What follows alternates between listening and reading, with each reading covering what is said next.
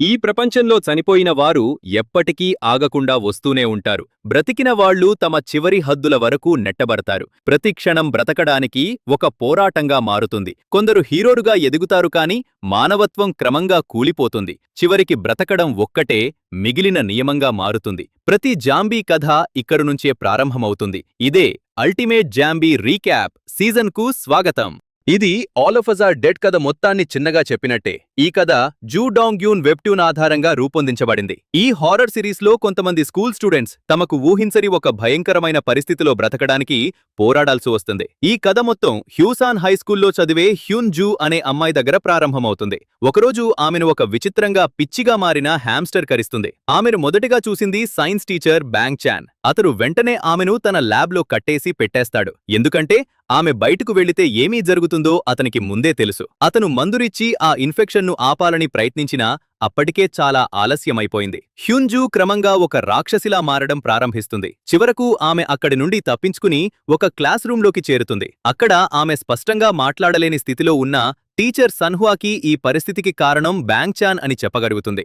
ఆ వెంటనే బ్యాంగ్ చాన్ ను అరెస్ట్ చేస్తారు. హ్యూన్ జూను హాస్పిటల్కు పంపిస్తారు. కానీ వెళ్లే ముందు ఆమె స్కూల్ నర్స్ను కరిస్తుంది. ఆ నర్స్ కూడా కొద్దిసేపటికి మారడం ప్రారంభిస్తుంది. వెంటనే ఆమె ఒక స్టూడెంట్ను కరిస్తుంది. ఆ స్టూడెంట్ ఇంకొకరిని కరిస్తాడు. ఇలా కొద్దిసేపట్లోనే స్కూల్ మొత్తం వైరస్ వేగంగా వ్యాపిస్తుంది. ఎందుకంటే ఈ వైరస్కు ఇన్క్యూబేషన్ టైం చాలా తక్కువ. కేవలం కొన్ని నిమిషాలు లేదా కొన్ని సెకండ్లలోనే వాళ్ల ముక్కు నుండి రక్తం రావడం, శరీరం వణకడం, చివరకు మనుషుల మాంసం తినాలనే పిచ్చి ఆకలి రావడం మొదలవుతుంది. స్టూడెంట్స్కు అసలు ఏమీ జరుగుతుందో అర్థం చేసుకునే సమయం కూడా ఉండదు. వారి భయం మరింతగా వైరస్ను వ్యాపింపజేస్తుంది. ఎక్కువగా ప్రభావం పడిన ప్రదేశం క్యాఫేటీరియా. ఎందుకంటే మధ్యాహ్నం భోజన సమయానికే ఈ దాడి ప్రారంభమవుతుంది. అయితే చెంగ్సాన్ మరియు ఆంజో అక్కడ నుండి తప్పించుకుని తిరిగి తమ క్లాస్ రూంకు చేరుకుంటారు. అక్కడ మరికొంతమంది స్టూడెంట్స్ దాక్కుని ఉంటారు. కొద్దిసేపటికి సూ హ్యోక్ మరియు నామ్రా ఒక జాంబీ టీచర్ నుండి తప్పించుకుని కిటికీ ద్వారా లోపలికి వస్తారు.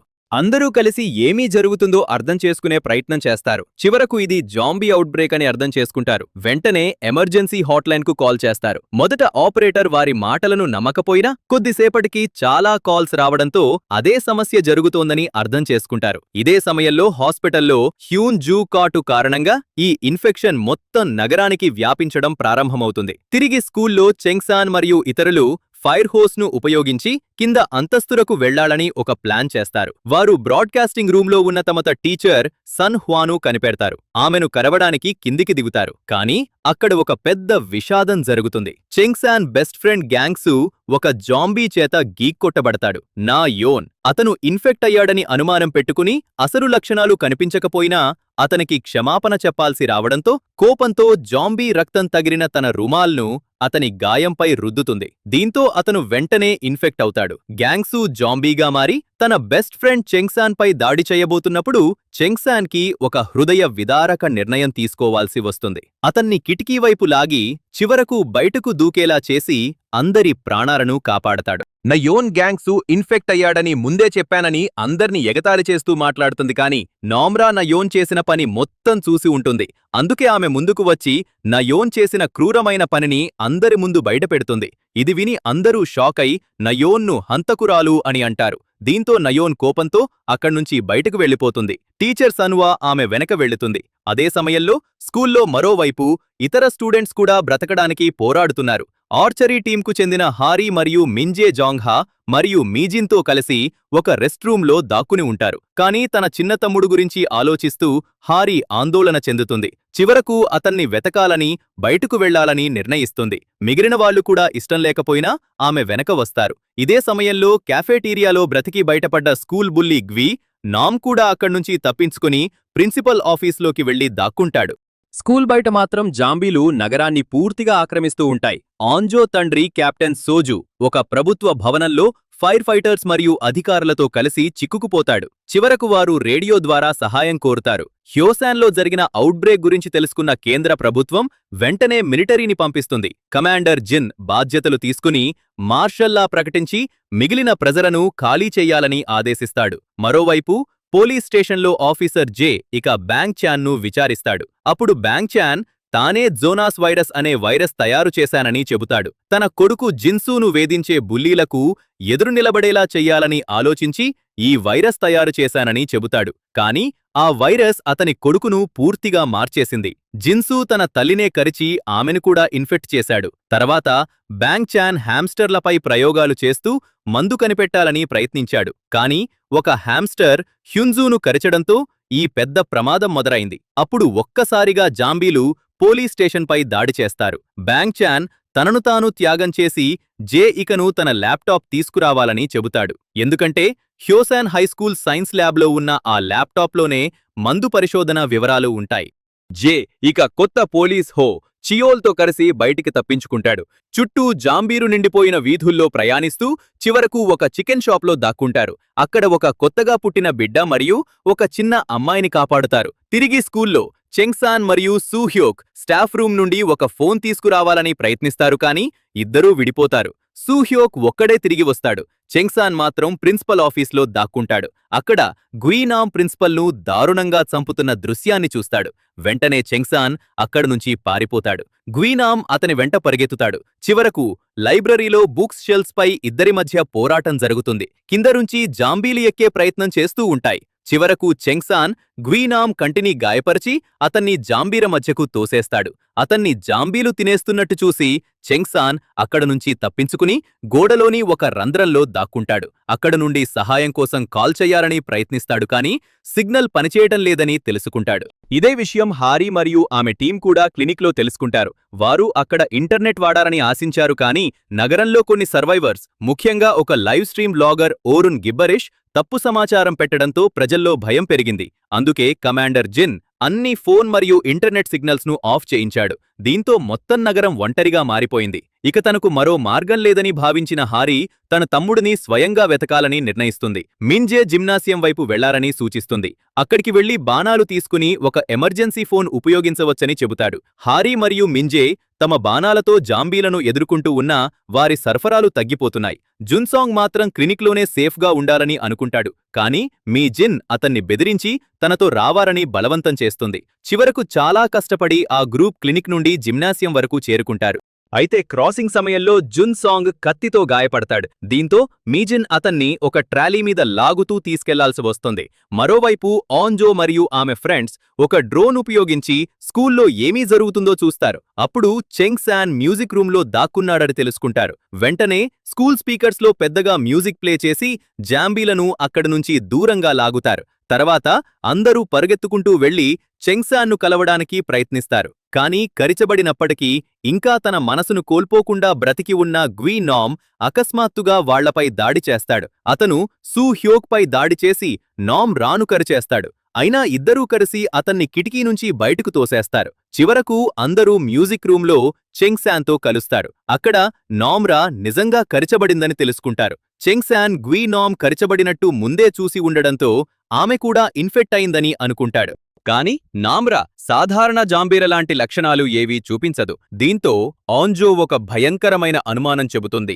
గ్వీనామ్ మరియు నామ్రా లాంటివాళ్లు పూర్తిగా జాంబీలు కాకుండా తమ మనసు అలాగే ఉంచుకుని మనుషుల మాంసం తినాలనే ఆకలి మాత్రం ఉండేవాళ్లు కావచ్చని అంటుంది. అప్పుడు డేసు అలాంటి వాళ్లను హాఫ్ బీ అని పిలుద్దామని పేరు పెడతాడు. తర్వాత స్టూడెంట్స్ అందరూ బ్రతకడానికి తమకు ఉన్న బెస్ట్ అవకాశం స్కూల్ పైకప్పు చేరుకోవడమే అని నిర్ణయిస్తారు. అయితే అక్కడికి వెళ్లడానికి జాంబీలు నిండిన కారిడార్లను దాటాల్సి ఉంటుంది. అయినా చాలా కష్టపడి వారు పైకప్పు తలుపు దగ్గరకు చేరుకుంటారు. కాని అది లాక్ అయి ఉంటుంది. జాంబీలు దగ్గరకు వస్తుండగా వాళ్లు ప్రాణాల కోసం పోరాడుతుంటారు. అదే సమయంలో మళ్లీ పడిపోయినా కూడా బ్రతికి బయటపడ్డ గ్వీనామ్ తిరిగి వచ్చి ప్రతీకారం తీర్చుకోవడానికి దాడి చేస్తాడు. ఇదే సమయంలో కింద అంతస్తుల్లో గ్వీనామ్ చేత చాలాసార్లు వేధింపులకు గురైన యూన్జీ కోపంతో స్టాఫ్ రూంకు నిప్పంటిస్తుంది.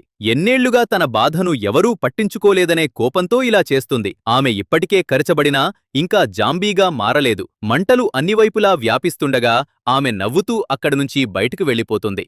కొద్దిసేపటికి స్ప్రింక్లర్లు ఆన్ అవడంతో అన్ని తలుపులు ఆటోమేటిక్గా అన్లాక్ అవుతాయి. అందులో పైకప్పు తలుపు కూడా ఉంటుంది. దీంతో స్టూడెంట్స్ వెంటనే బయటకు పరిగెత్తి పైకప్పు పైకి చేరుకుంటారు. చెంగ్సాన్ వెంటనే తలుపు లాక్ చేసి గ్వీనామ్ను బయటే ఉంచేస్తాడు. కానీ వాళ్ల ఆనందం ఎక్కువసేపు ఉండదు. ఎందుకంటే ఒక హెలికాప్టర్ వచ్చి చాసూను మాత్రమే తీసుకెళ్లి మిగిలిన వారిని వదిలేసి వెళ్ళిపోతుంది. దీంతో వాళ్లకు మరో హెలికాప్టర్ వచ్చే వరకు అక్కడే వేచి ఉండడం తప్ప మార్గముండదు. మరోవైపు స్కూల్ బయట జేయికా మరియు హోచియోల్ ఆ ఇద్దరు చిన్నపిల్లలతో కలిసి చికెన్ షాప్ నుంచి బయటకు వస్తాడు. అక్కడ వారికి మరో సర్వైవర్ అయిన వ్లాగర్ ఓరున్ గిబ్బరిష్ కనిపిస్తాడు. కొద్దిసేపటికి మిలిటరీ వచ్చి వారిని అలాగే యూన్జీని కూడా రక్షిస్తుంది. కానీ యూన్జీ తన కాటు గాయాన్ని దాచిపెడుతుంది. తర్వాత జేయికా బ్యాన్చాన్తో మాట్లాడిన విషయం మరియు మందు రీసెర్చ్ ఉన్న ల్యాప్టాప్ గురించి మిలిటరీకి చెబుతాడు. దీంతో కమాండర్ జిన్ వెంటనే ఆ ల్యాప్టాప్ తీసుకురావడానికి ఒక టీం పంపిస్తాడు. మరోవైపు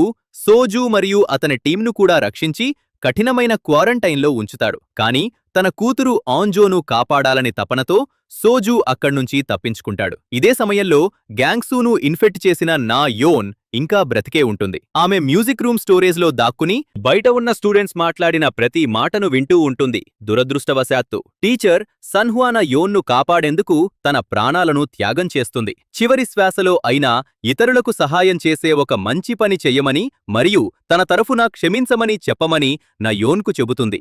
ఒంటరిగా ఉన్న సమయం నయోన్కు తన తప్పుల తీవ్రతను అర్థం చేసుకునేలా చేస్తుంది. స్టోరేజ్ రూంలో ఆహారం కనిపించినప్పుడు ఆమె తన నిర్ణయం తీసుకుంటుంది. పైకప్పుకు వెళ్లి ఇతరులకు స్నాక్స్ ఇచ్చి శాంతి సూచనగా క్షమాపణ చెప్పాలని అనుకుంటుంది. కానీ చివరకు మంచి ఆలోచన వచ్చిన అదే సమయంలో ఆమె గ్వీనామ్ను ఎదుర్కొంటుంది. అతను ఒక్క క్షణం కూడా ఆలస్యం చేయకుండా ఆమెపై దాడి చేసి చంపేస్తాడు. మరోవైపు పైకప్పుపై ఉన్న స్టూడెంట్స్ ఒక రెస్క్యూ హెలికాప్టర్ తమ వైపు వస్తున్నట్టు చూసి ఆనందపడతారు. సైనికులు ముందుగా ఒక ముఖ్యమైన వస్తువును తీసుకురావాల్సి ఉందని చెప్పి తిరిగి వస్తామని అంటారు. కానీ ఆ ప్లాన్ మొత్తం విఫలమవుతుంది. ఎందుకంటే రిట్రీవల్ టీం ల్యాప్టాప్ తీసుకొచ్చిన వెంటనే కమాండర్ జిన్ నుంచి కొత్త ఆదేశాలు వస్తాయి. అదే సమయంలో క్వారంటైన్ క్యాంప్లో యూన్జీ అకస్మాత్తుగా పిచ్చిగా ప్రవర్తించి సైనికులపై దాడి చేస్తుంది. దీంతో ఆమెను అదుపులోకి తీసుకుంటారు. ఇది లక్షణాలు లేకపోయినా వైరస్ ఉన్నవారు ఉండవచ్చని నిరూపిస్తుంది. క్యాంప్లో ఉన్న వేలాది మంది ప్రాణాలకు ప్రమాదం ఉందని భావించిన కమాండర్ జిన్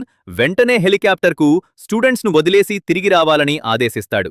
ఆంజో మరియు ఇతరులు తమ చివరి ఆశ కూడా ఎగిరిపోతున్నట్టు చూస్తూ షాక్లో నిలబడిపోతారు. పెద్దలపై ఆంజోకి ఉన్న నమ్మకం పూర్తిగా విరిగిపోతుంది. తర్వాత ఒక భారీ వర్షం మరియు ఉరుములు మొదలవుతాయి. అప్పుడు ఉరుముల శబ్దం మరియు వర్షపు వాసన జాంబీలను గందరగోళానికి గురిచేస్తుందని స్టూడెంట్స్ గుర్తిస్తారు. దీంతో కిందికి దిగడానికి ఒక చిన్న అవకాశం లభిస్తుంది. వారు ఆ ప్రయత్నంలో ముగ్గురు స్నేహితులను కోల్పోయినా చివరకు జిమ్నాసియంలో ఉన్న హారీ టీంను కలుస్తారు. అక్కడ హారీ తన తమ్ముడు వూ జిన్ బ్రతికే ఉన్నాడని చూసి సంతోషిస్తుంది. అందరూ మెటల్ కార్డ్స్ మరియు స్పోర్ట్స్ సామాగ్రి ఉన్న స్టోరేజ్ రూంలో దాక్కుంటారు. తమే చివరి సర్వైవర్స్ కావచ్చని అనుకుని స్కూల్ నుంచి బయటకు వెళ్లాలని నిర్ణయిస్తారు. కార్డ్స్తో ఒక పెద్ద బారికేడ్ తయారు చేసి దాన్ని ముందుకు నెట్టుకుంటూ ఎగ్జిట్ వైపు వెళ్లడం ప్రారంభిస్తారు. ఈ సమయంలో జునియాంగ్ కడిచబడతాడు. అయినా తన చివరి శక్తితో బారికేడును ముందుకు నెట్టడంలో సహాయం చేస్తాడు. చివరి క్షణంలో సోజు తలుపును పగలగొట్టి లోపలికి వచ్చి స్టూడెంట్స్ను కాపాడుతాడు. ఆంజో తన తండ్రిని చూసి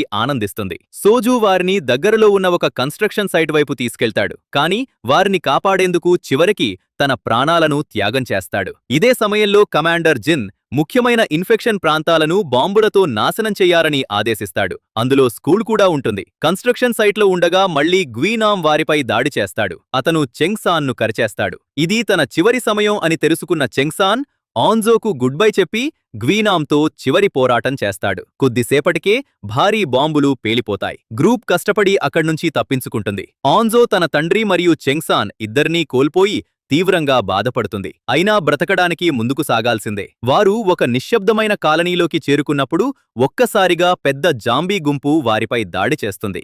ఈ సమయంలో వూ జిన్ కరచబడతాడు. దీంతో నామ్రా అతన్ని చంపాల్సి వస్తుంది. వైరస్ తనలో పెరుగుతుండగా ఆమె ఆంజోను కూడా కరచే స్థితికి చేరుకుంటుంది. కాని చివరికి తనను తాను అదుపులో పెట్టుకుని ఇక తాను వాళ్లతో ఉండలేనని భావించి అక్కడ్నుంచి వెళ్ళిపోతుంది. చివరకు మిగిలిన సర్వైవర్స్ అయిన ఆంజో, సూహ్యోగ్డే, సూడేయోంగ్ హారీ మరియు మీజిన్ ఒక మిలిటరీ చెక్ పాయింట్కు చేరుకుని రక్షించబడతారు. కానీ వారు ఎదుర్కొన్న భయంకరమైన అనుభవాల వల్ల లోపల చాలా బాధతో ఉంటారు. 4 నెలల తర్వాత ఒకరోజు స్కూల్ పైకప్పుపై ఒక క్యాంప్ ఫైర్ కనిపించడంతో వారు రహస్యంగా అక్కడికి వెళ్తారు. అక్కడ నామ్రా ఇంకా బ్రతికే ఉందని తెలుసుకుంటారు. ఆమె ఇప్పుడు బలంగా జీవిస్తూ ఉందని తెలుస్తోంది. ఇంకా తనలాంటి హాఫ్ బీస్ మరికొంతమంది కూడా బాంబింగ్ నుంచి బ్రతికిపోయారని చెబుతుంది. ఇదే all of us are dead season 1 ముగింపు. నెట్ఫ్లిక్స్ ఇప్పటికే సీజన్ 2 లేట్ 2026లో వస్తుందని ప్రకటించింది. మీకు ఏ థియరీలు చూడాలని ఉంది? కామెంట్స్లో చెప్పండి. తదుపరి రీక్యాప్లో మళ్ళీ కలుద్దాం.